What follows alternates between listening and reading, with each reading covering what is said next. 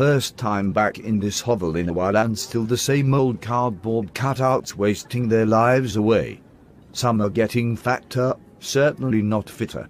Hard to believe they can still get belts to fit around their waists. I was in here last week and thought I'd accidentally stepped into a gambling casino. There is a card school and money freely changes hand, and the staff don't say a word to the perpetrators. I have even seen individuals eating their own sandwiches and another plumpish type guy pouring his own drink from a bottle which is kept in his bag. How the devil do they get away with it? Have they no morals? Poor bar service.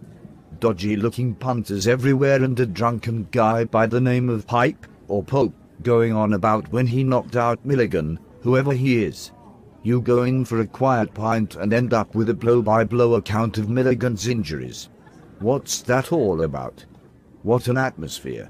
Well-placed TV screens though. Can't argue about the screens. The crisps aren't bad either. But the Looney Table has acquired additional characters I've noticed. You now have 20-Ton Tom, 2-Ton Tommy, Fatter Frank, Jolly Jakey, Free-Loading Flanagan, Traveling John, Orange John, Retired John, Jolly Jock, the Mad Dentist, and Alistair Talk a Lot, just to mention a few. O'Rourke's Gallery would put Shameless to shame. On the 2nd of January there was a drunken soldier through from Edinburgh, plastered out of his face, who had also soiled his trousers but still got served. He even gave a performance of how not to eat a sausage supper before being helped out to a taxi by another wee plumped track-suited top-bald staggering chap with glasses. I thought begging was illegal. I witnessed a ragamuffin by the name of McToll literally praying for a free pint from the fat table. Appears that this wee free-loading pensioner has no shame and doesn't realize what he is doing is illegal. This is the place to come if you like dodgy dealings, poor service, rubbish beer, and constant utterings of nonsense. If it wasn't for the crisps, I'd drink elsewhere.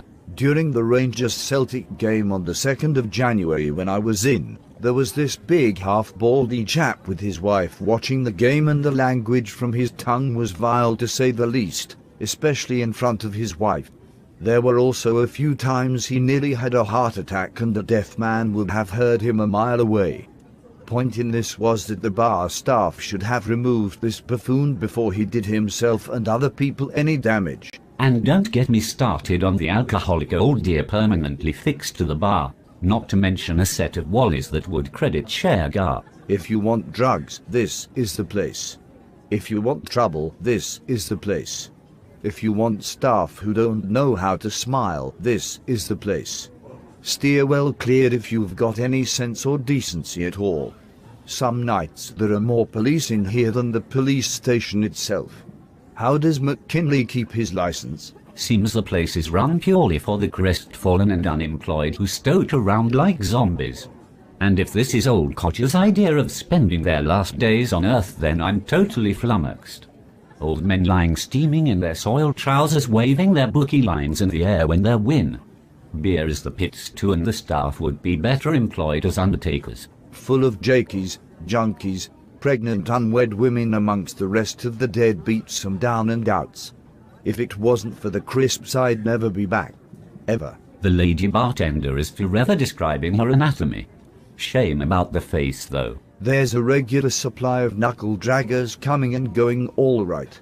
Loud swearing seems to be the norm for this den of iniquity. If this place had a signature tune, it would be Eleanor Rigby. Or gypsies, tramps, and thieves. Or Who Let the Dogs Out. Now, can I interest you in another pint? Might as well.